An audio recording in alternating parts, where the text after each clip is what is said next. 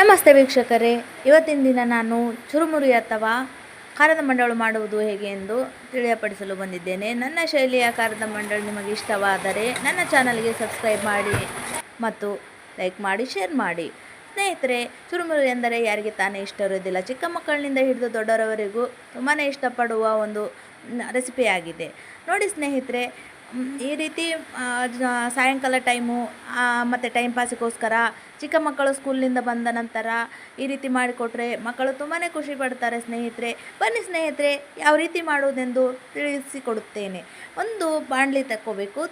ಒಂದು ಬಾಣಲಿಗೆ ಅಡುಗೆ ಎಣ್ಣೆಯನ್ನು ಮತ್ತು ಸಾಸಿವೆ ಜೀರಿಗೆಯನ್ನು ಮತ್ತು ಅದರ ಜೊತೆಗೆ ಒಂದಿಷ್ಟು 2 ಗಡ್ಡೆ ಬೆಳ್ಳುಳ್ಳಿಯನ್ನು ಹಾಕಿಕೊಂಡು ಚೆನ್ನಾಗಿ ಫ್ರೈ ಮಾಡ್ಕೋಬೇಕು ಸ್ನೇಹಿತರೆ. ಆನಂತರ 1 ಕಪ್ಪು ಶೇಂಗಾ, 1 ಕಪ್ಪು ಕಡಲೆ ಈ ರೀತಿ ಹಾಕೋದ್ರಿಂದ ಅದರ ಜೊತೆಗೇ ರುಚಿಗೆ ತಕ್ಕಷ್ಟು ಉಪ್ಪನ್ನು ಆ್ಯಡ್ ಮಾಡಿ ಸ್ನೇಹಿತರೆ. ಸ್ವಲ್ಪ ಕರಿಬೇವನ್ನು ಸಹ ಆ್ಯಡ್ ಮಾಡಿಕೊಳ್ಳಿ ಸ್ನೇಹಿತರೆ.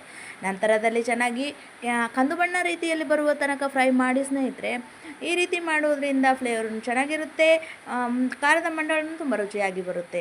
ನಂತರ ಅದರಲ್ಲಿ 1 ಚಿಟಿಕೆ ಅರಿಶಿಣ ಪುಡಿ, ಒಂದು ಚಿಟಿಕೆ ಖಾರದ ಪುಡಿ ಚೆನ್ನಾಗಿ ಎಣ್ಣೆಯಲ್ಲಿ ಮಿಕ್ಸ್ ಆಗೋ ರೀತಿ ಹುರ್ಕೊಂಡ್ರೆ ಸಾಕು ಸ್ನೇಹಿತರೆ. ನಂತರ ಮಂಡಾಳನ್ನು ಅದರ ಜೊತೆಗೆ ಆ್ಯಡ್ ಮಾಡಿ ಅದನ್ನು ಚೆನ್ನಾಗಿ ಮಿಕ್ಸ್ ಮಾಡಿದರೆ ಸಾಕು ಸ್ನೇಹಿತರೆ.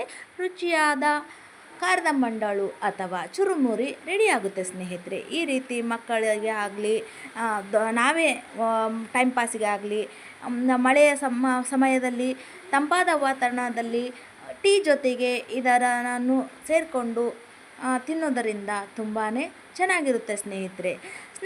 ನನ್ನ ಚಾನಲ್ ಸಬ್ಸ್ಕ್ರೈಬ್ ಆಗುವುದರಿಂದ ನಾನು ಬಿಡುವಂಥ ವಿಡಿಯೋಗಳು ನಿಮಗೆ ನೋಟಿಫಿಕೇಶನ್ ರೀತಿಯಲ್ಲಿ ತಲುಪುತ್ತವೆ ಸ್ನೇಹಿತರೆ. ಲೈಕ್ ಮಾಡಿ, ಧನ್ಯವಾದಗಳು ಸ್ನೇಹಿತರೆ. ಇದೇ ರೀತಿ ಚಾನಲ್ಗೆ ಸಪೋರ್ಟ್ ಮಾಡಿ. ನಿಮಗೆ ನೋಟಿಫಿಕೇಶನ್